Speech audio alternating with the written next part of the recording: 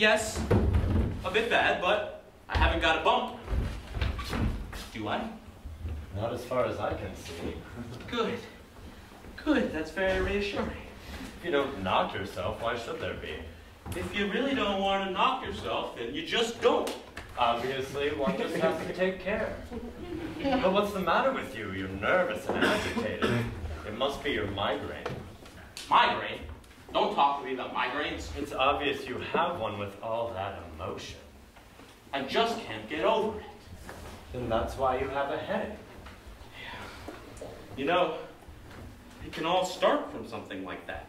What can all start? I'm afraid of becoming someone else. Calm yourself. Sit down. Dashing about the room can only make you more nervous. I just can't get over it. About Jean, you mean? I know. Yes, about Jean, of course, but the others, too. I realize it must have been a shock to you. Well, it's not surprising, you must admit. I know, but you mustn't dramatize the situation. Huh? Jean was my best friend, and then to see the fury that he got into. I'm sure he didn't do it especially to annoy you. How can I help not think about it? Jean was my best friend. I've known him for donkey's years.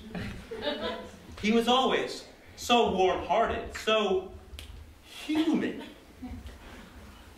I trusted Jean more than I trusted myself. And then for him to do that to me. I know. You felt let down. It's just that you happened to be with him at the time. It would have been the same no matter who was there. But you think after all of our years together, he could have controlled himself in front of me. You think everything revolves around you. You think everything that happens concerns you personally. You're not the center of the universe, you know.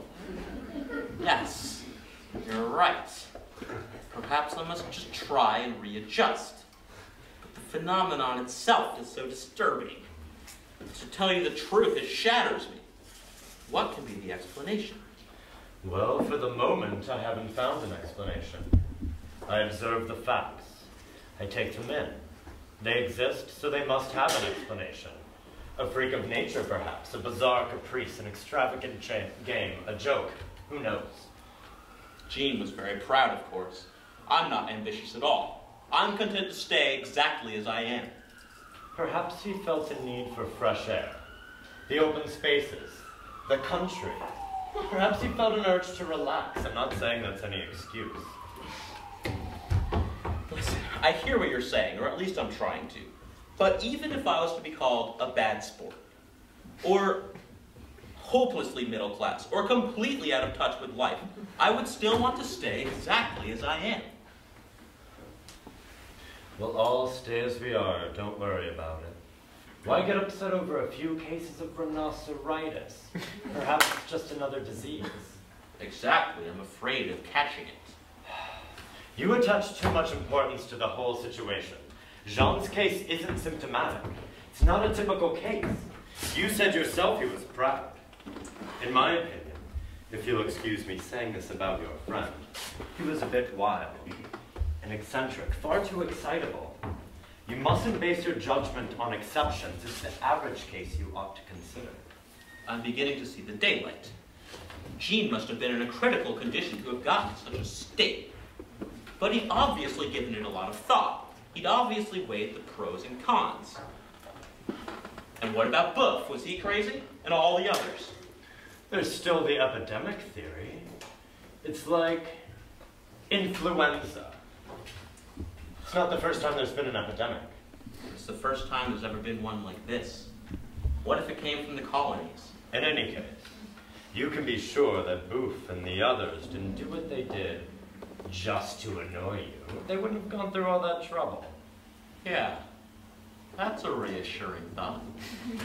Or maybe it makes it worse. There they are. There they are again. Won't you leave them alone? Really, you're satisfied. It's not good for you. It's wearing you out. You've had one shot. Why look for more? You just need to concentrate on getting back to normal. I wonder if I really am immune. In any case, it's not fatal. Certain illnesses are good for you. This is something they can cure if they want to, I'm sure. You're far too broad-minded. Listen. Would you like a spot of brandy to pull you together? No, thank you. I'd never touch it. But don't mind me if you want some. You go right ahead. Just make sure it doesn't make your headache worse. Oh, well, alcohol's good for you. It, kills diseases. It, immunizes you. Destroys influenza microbes. I don't know about all microbes. We haven't figured out about rhinoceros yet. Eugene was very proud. He never touched the stuff, or at least he only pretended to. Perhaps that explains his condition. Are you sure you won't? No, thank you. Never before lunch.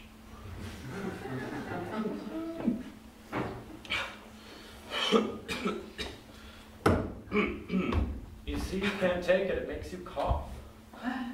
I did cough, yes, but it was a normal cough, right?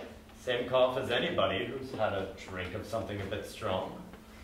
It wasn't an animal's cough. It wasn't, say, a rhinoceros's cough, was it? Look, Baron J, you're being ridiculous. You invent the strangest problems. You ask yourself the weirdest questions. You said yourself the best protection against the thing was willpower. I did. That's true. Then prove you've got it. I do, I assure you. Prove it to yourself. Don't drink any more brandy. You'll feel more certain. You deliberately misunderstand me. I drink to keep the worst at bay. I'd already promised to stop drinking before this whole epidemic began. I'm just putting it off for the time being. You're inventing excuses. You think I am? Well, in any case, that's got nothing to do with what's happening now. How do we know? You think so? You really think that's how the rot sets in? Well, I'm not an alcoholic. See? Nothing there. So it must have done some good. Or it's harmless at any rate. I was only joking. I was just teasing you. You see the black side of everything. Watch out, or you'll become a neurotic. Once you've gotten over this shock completely, and have a chance to get out for a breath of fresh air, you'll feel much better, I assure you. All these morbid ideas will vanish. Go out? Well, I suppose I'll have to, but then I'm bound to bump into one of them. And what if you do? There's not as many as all that. But I see them all over the place. You'll probably say that's being morbid too. They don't attack you. If you ignore them, they just leave you alone. You can't say they're spiteful.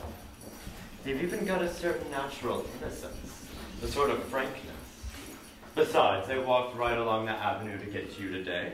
I got here safe and sound, didn't I? No trouble at all. But just the sight of them upsets me. It's a nervous thing. I don't get angry. No, it doesn't pay to get angry. You never know where that'll lead. But just seeing them gives me this tight feeling. Right here.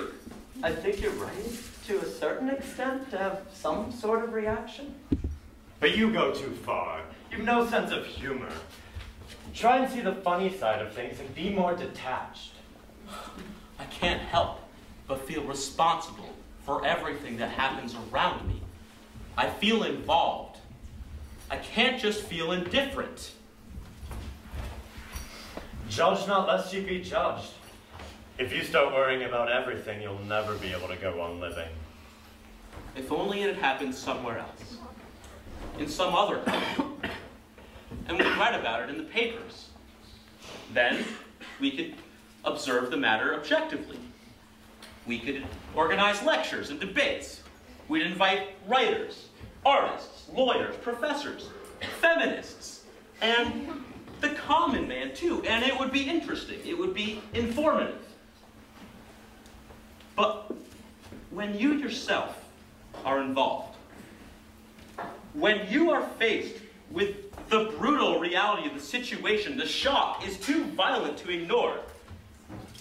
And quite frankly, I am shocked. I am deeply shocked. I cannot get over it. Well, I'm surprised too. Or rather, I was. I'm starting to get used to it. Well, your nervous system is better balanced than mine. You're lucky. But you must admit it's all very